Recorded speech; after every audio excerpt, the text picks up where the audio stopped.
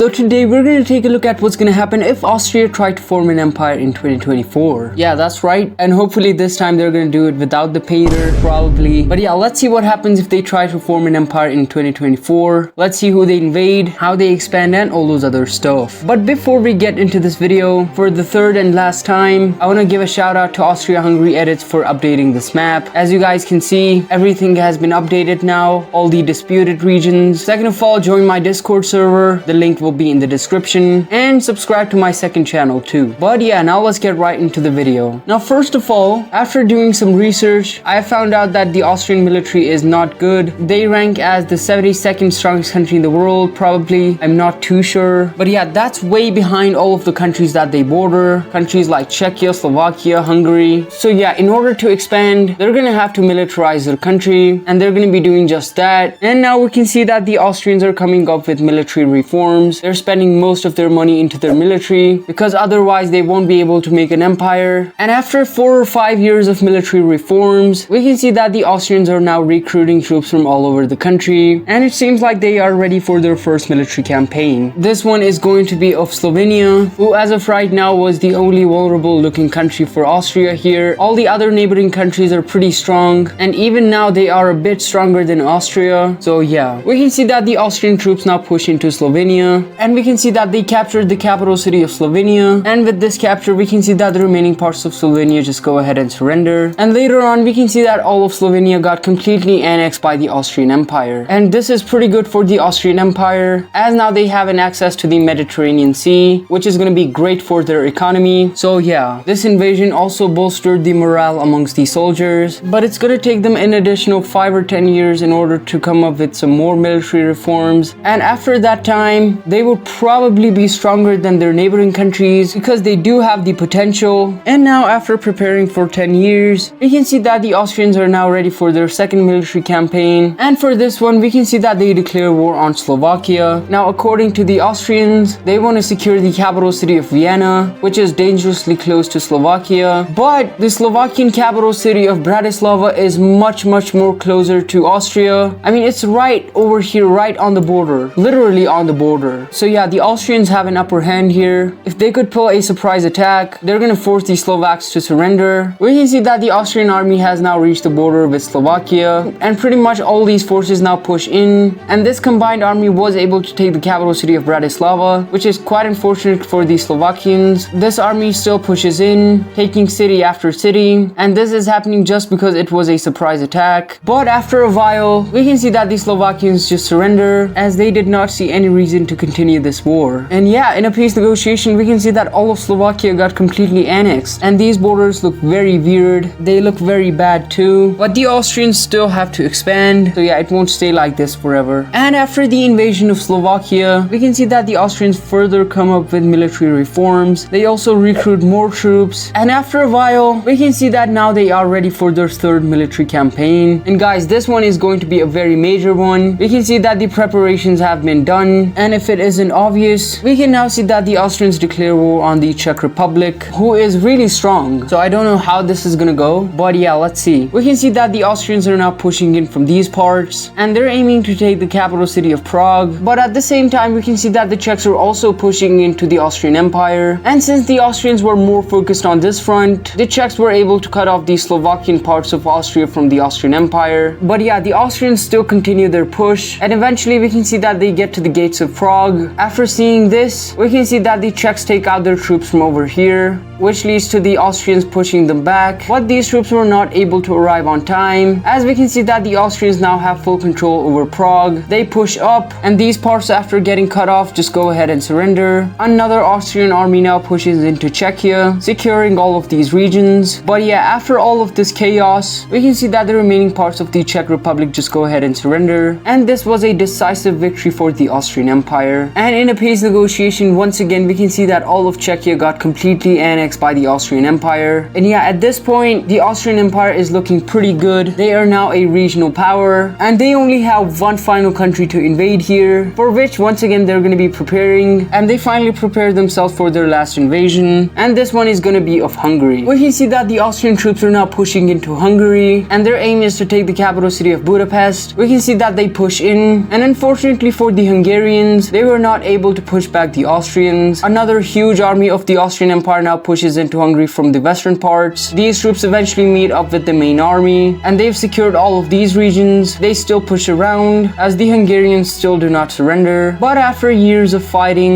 we can see that finally all of Hungary is now under the Austrian control, and because they resisted so much, we can see that the Hungarians got completely annexed by the Austrian Empire. But they're not gonna go on military campaigns anymore, though they have one final region to take over, but they're not gonna be invading this country. Instead, we can see that the Austrians now sent an ultimatum to Croatia, demanding their annexation. These guys had no other choice but to accept the ultimatum. And yeah, this is the Austrian Empire at its peak. So yeah, this is gonna be it for today's video. If you enjoyed this video, make sure to subscribe, leave a comment, and tell me what you guys want to see in the future. And thank you for watching.